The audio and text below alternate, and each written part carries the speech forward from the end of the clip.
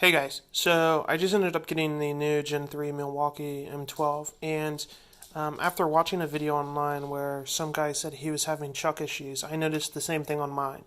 So I have the torque setting set to 8 right now. It's set in mode 1, and if you go slow, you'll hear it click. You hear that loud click?